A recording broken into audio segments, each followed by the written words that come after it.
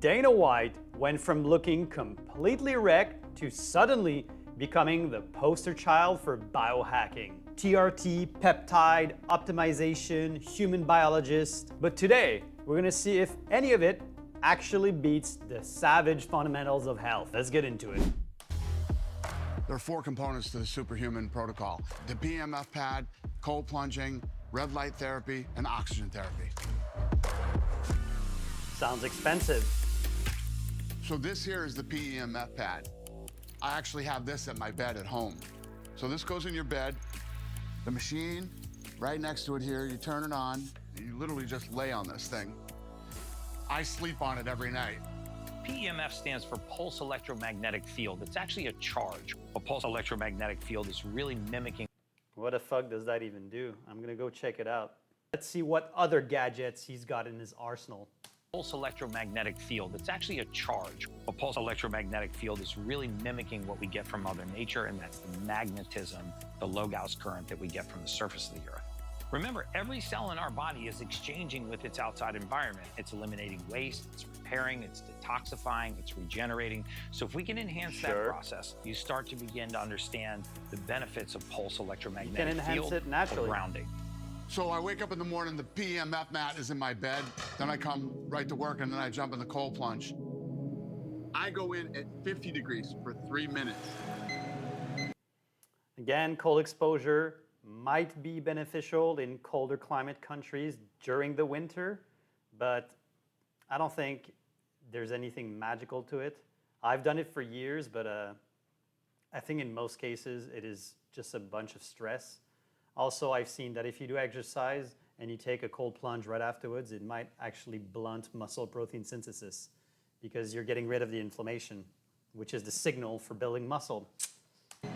So when you start cold plunging, it's very hard at first. It's very mentally challenging, which I do love about it. It makes you feel incredible. It is literally my version of coffee in the morning. It's what wakes me up and gets me going and gets me excited to work out. It's true, in the mornings, sometimes when I need a little kick, I think cold shower is a great way to just spike cortisol a little bit, the somewhat natural way without like the toxicity of a coffee. So yeah, I can see where he gets that. Is it necessary for health? Is it in the health fundamentals? Maybe if you live in a cold country during the winter. Apart from that, not necessary. So the cold plunge is my drug of choice. I don't think anything makes you feel better for longer. It can actually benefit you by indirectly affecting insulin levels, by activating cold shock proteins, by turning on thermogenesis for brown fat and exchanging calories for heat, as well as increasing your mood by releasing endorphins and dopamine. You get a little bit of shiver, which actually does elevate your metabolism slightly. So you do burn some calories in a cold plunge, and it makes you feel absolutely amazing. I'm telling you guys, it is a game changer. And I know it's hard at first to get into 50-degree water for 3 minutes, but it will change your life. Right into the state. He's pretty buff, but I think he's on TRT and some peptide, so he's not doing it naturally. Once I'm done cold plunging, then I do the oxygen therapy. So this is called EWOT, exercise with oxygen therapy. It's based on a well-researched principle called multi-step oxygen therapy. So essentially all it is taking an oxygen concentrator and taking the air, which is 21%. So far, we have like $100,000 worth of equipment. That's just completely unrealistic. Oxygen, concentrating it to 93 to 95% oxygen and filling a 900-liter bag full of 93 to 95% O2. You only do this for short periods of time. You don't want to adapt to oxygen, so you do it for about 10 to 12 minutes while you are mildly exercising.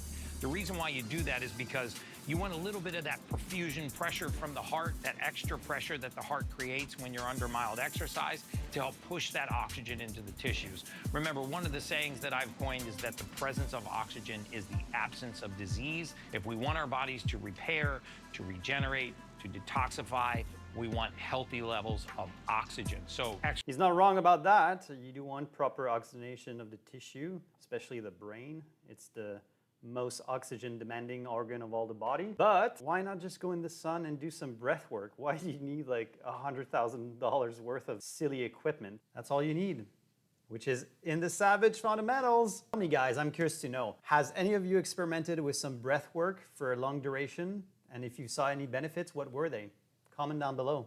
Exercise with oxygen therapy has become a very popular way to heal and repair after exercise. It's an amazing way to wake up in the morning. Dana's routine is to walk or mildly jog for about 3 minutes, then do 30 seconds of intense exercise, then do 3 minutes of walking, 30 seconds of intensity, 3 minutes of walking, 30 seconds of intensity, and at about 10 and a half, 11 minutes, you've completed putting 900 liters of this oxygen through the body, and that is doing your cells good.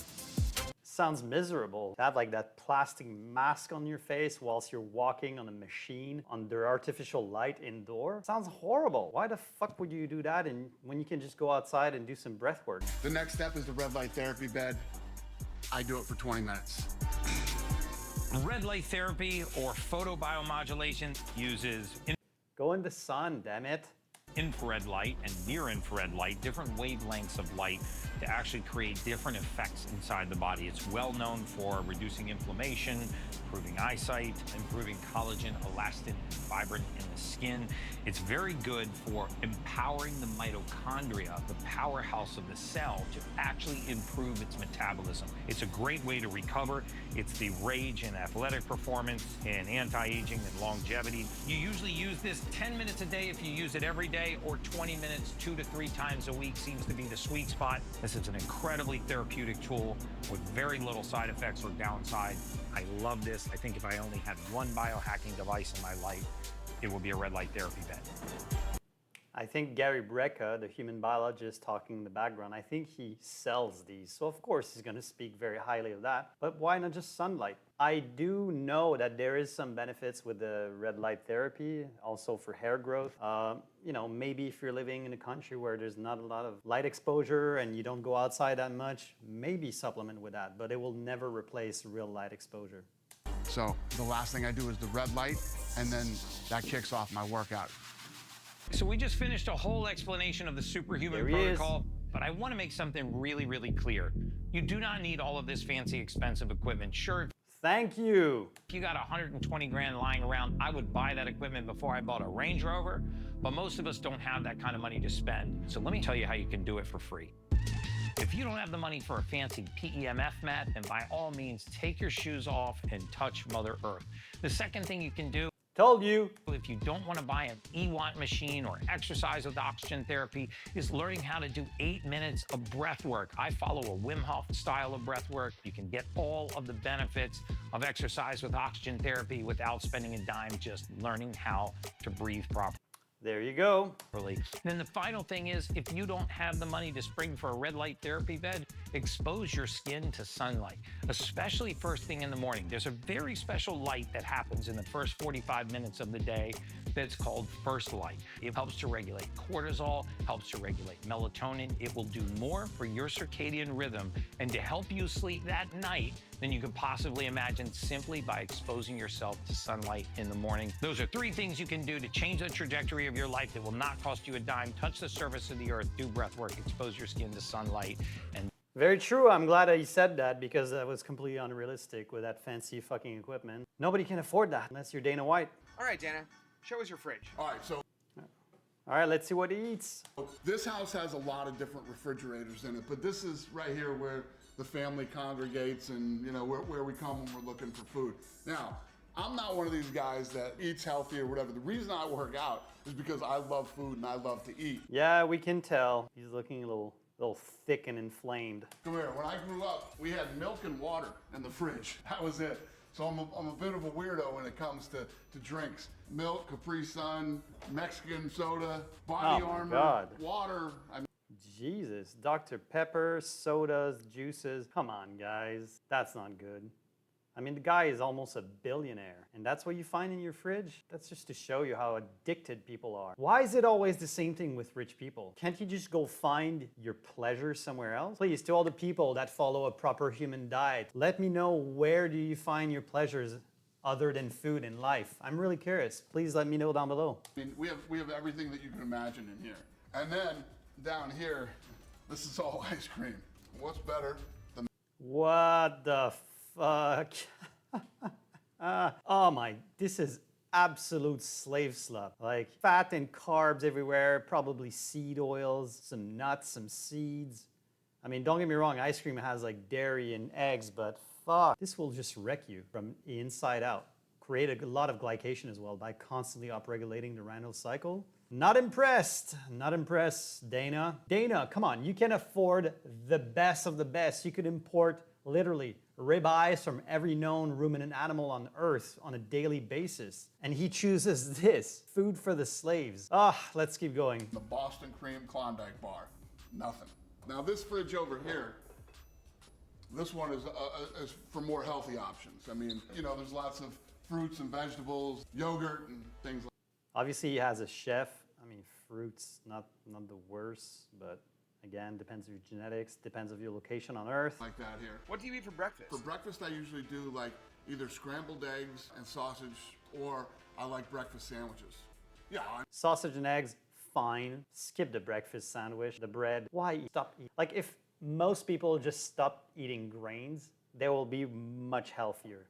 I mean, there's things I don't like garlic, onions, peppers, and seafood. What's the easiest diet you've ever been on? Keto is probably the easiest one because you can eat all the things that I like. What do you eat on a cheat day? Keto? It's true, but the thing is, like if you do keto cookies, to me that doesn't count. Like it's still shit. I used to do keto for a while and it's you still eat a bunch of like unnecessary vegetables and unnecessary nuts and seeds, and yeah, it's far from being perfect. Every day is cheat day for me.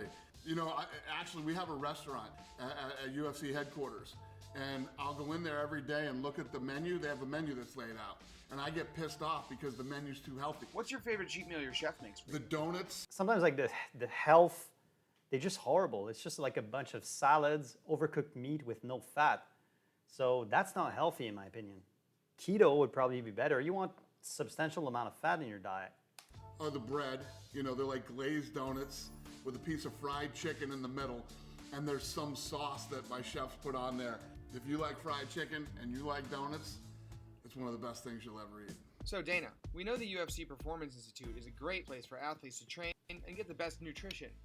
But what do you think the nutritionist would say about your diet? So the UFCPI is the destination in the world for professional athletes, not only for the best training available, the best physical therapy and nutrition.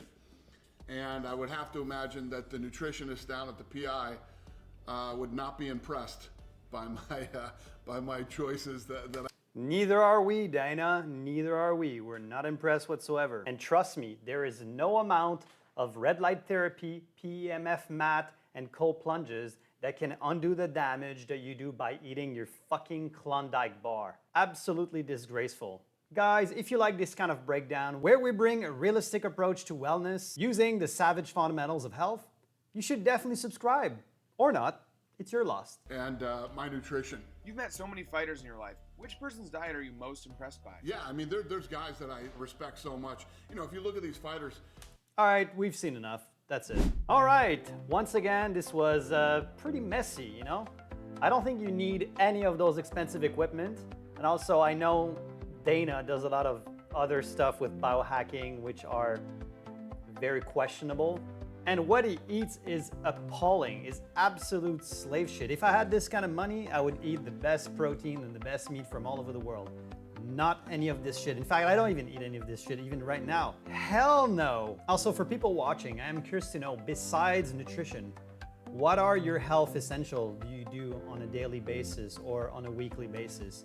Please leave your comment down below. And again, as I suspected, none of these things will beat the health fundamentals of Savage Wellness. I think everyone, even at the highest level, overestimates the basics. And this is what the Savage fundamentals are. They are just everything that you need to take care of to be healthy. None of the fancy shit, none of the gimmicky stuff, real, realistic health based in nature and well-being. Once again, I would like to thank you for watching. Stay tuned, there is a lot more coming.